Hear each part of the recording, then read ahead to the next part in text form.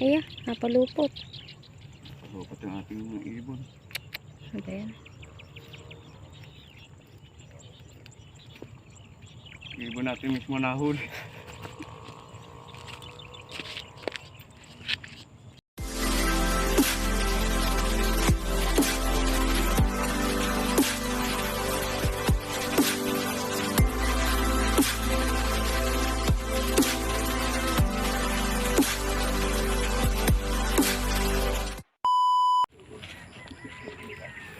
Ayan na nga mga kalapatid, kauwi nga lang natin. Check natin yung pinakawalan natin doon kanina. Ayun nga. Sa labas pa sila yung iba. Tingnan natin sinalambat. Tingnan natin kung magkakaroon na ng phobia. So yan.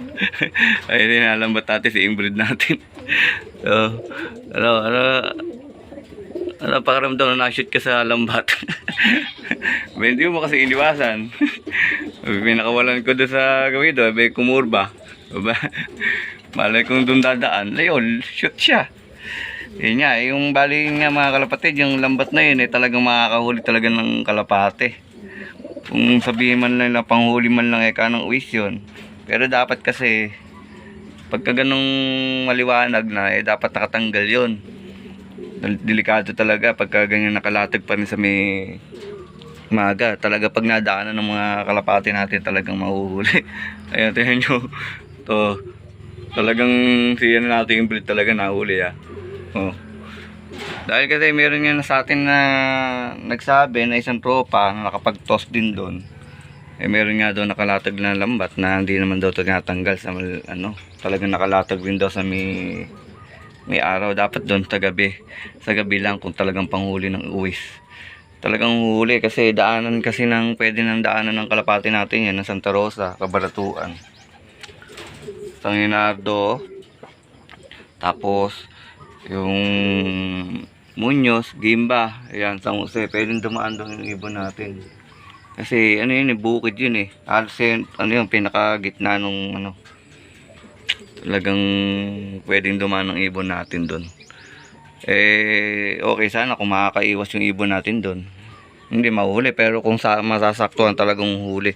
Nakita nyo naman yung isa nating ibon talagang nahuli.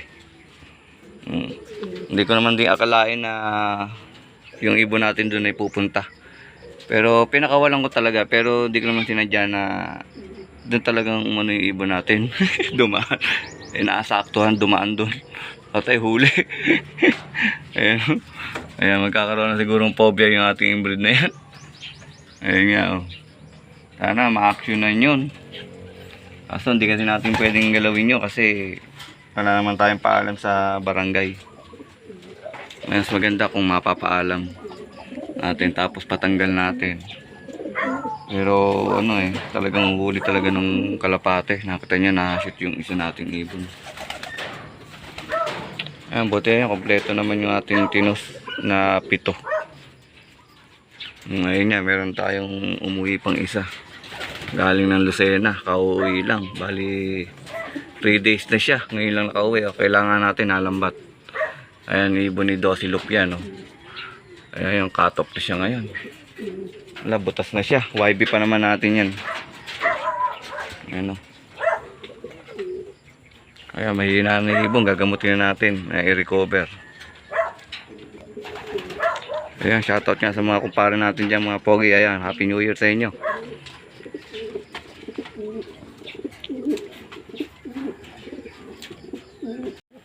Ngayon na nagpakain na tayo ng mga alaga natin. Bali, papakita ko nga sa inyo yung video nung pagkakahuli ng ibon natin sa lambat. Ayan, si inbreed natin madala na kaya yan si inbreed natin, ma-shoot sa lambat. Ayun, sana makaiwas siya sa south. Ayan, taot pa na may labanan natin, marami pa naman lambat dun. Ayan, last na ibon natin. Dulan na natin, tapos ma-shoot ulit siya sa lambat. Ayan Ayan, bali, ayan, nag-single toss tayo. Isa nating ibo, ayaw. Huwag kang ikot, pahuhuli ka dyan. Ayun nga Hindi mo kasi natin pwedeng pakialaman tong ano natin. Kasi ito, dito dumadaan yung mga ibon. Yan, sa bukid na yan. Hindi natin masabi kung panghuli talaga ng mga uwis yan. Kasi ano, pero ayan. Pero kung ganyan naman nakaumang sa maga, tapos dadaan yung ibon ng hain dito, yung ibon ng San Antonio, Cabanatuan, pwedeng dumaan dito. Ayun nga. Ayun, Talavera, Zaragoza, Santa Rosa. Ayan. Pwede dumaan yung mga ibon natin dito kasi ito kasi ano tabon, bypass sa kalagitnaan ng bukid. Ayan. Kaya nga pwedeng dumaan ng mga ibon natin dito. Posibleng mahuli talaga. Tulad niya, no, siningirtos natin yung ating ibon. Ayun nga, nahuli nga. Lang ba to? Hindi man natin pwedeng pakialaman yan at baka mabatas tayo dito. Wala tayong paalam. Ano? Mayroon pakialaman to.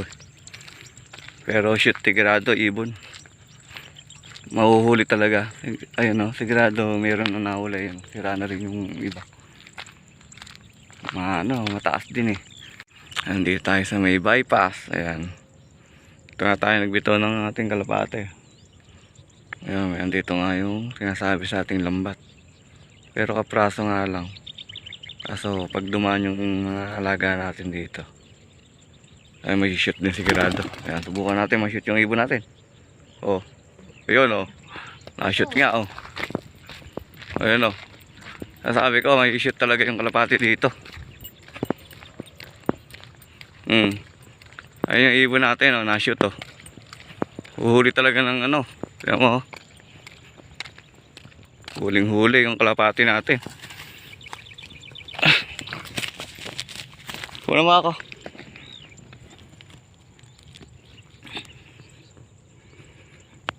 Ayun yung lambat niya, nahuling yung ibon natin.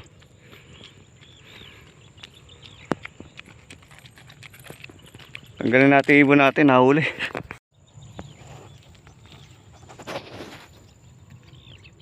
Ayan, napalupot. Napalupot yung ating mga ibon. Ano ba yan?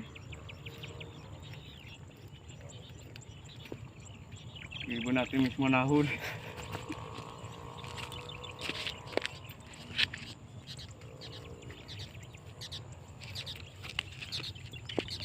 Huhuli talaga lambat. Tinesting natin. Tapos yun nga, hindi nakita natin yung ibon. No? Mahuli. Ano yung lambat na yun? Ganyan kahaba. Oh. Yung mataas. Talagang mahuhuli. Oh, hindi natin na huli ibon natin.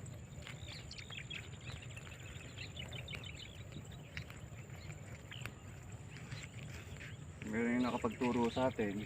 Yun nga. Kaya na-shoot nga ibon natin. Oh.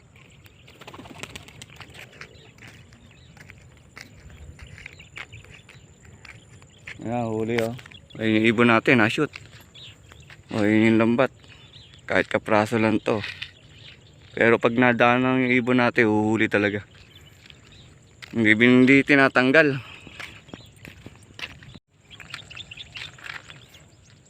Okay nga mga kalapatid, oh. Andito muna tayo. Andito tayo sa may lambat pa.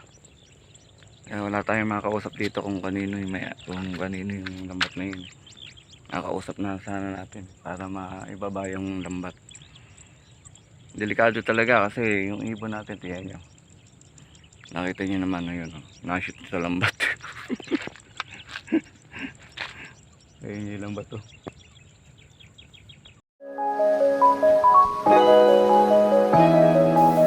EMC Love TV. Like, share, and subscribe.